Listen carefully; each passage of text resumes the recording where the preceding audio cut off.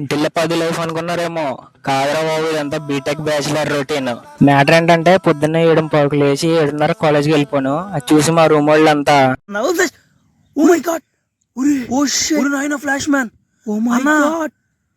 నమ్మలేకపోతున్నాను. పొద్దున్నే ల్యాబ్కి వెళ్ళి అక్కడ చదువు బిడ్డలందరినీ చూసి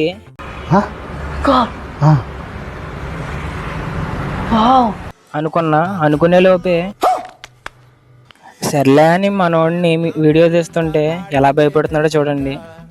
సర్లే అని క్లాస్ నుంచి వస్తే ఒక్కొక్కడు ఒక కళాఖండంలాగా ఉన్నాడు. దీన్ని బట్టి నాకు ఒకటి అర్థమైంది, మనకి సబ్జెక్ట్ కన్నా పత్యాపారాలు ముఖ్యం అని.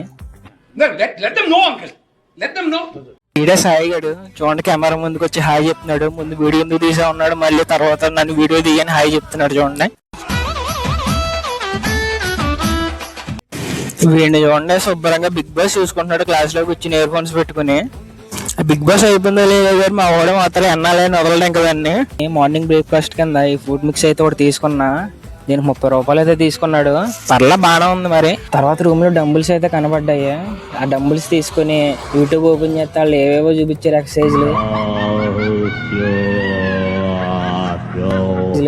మొత్తం అన్ని చేసి చేతుల్లో ఎత్తలేదని నేను బాధపడుతుంటే మా వాళ్ళేమో ఫ్రీ ఫైర్ ఆడదాం అంటున్నారు. సర్లే అని స్టార్ట్ చేశాక మన సాయిగాడేమో దగ్గర ఉంటేనేమో గెలవమనేసి అందరినీ దూరంగా పొమ్మంటాడు. మన మల్లిగాడేమో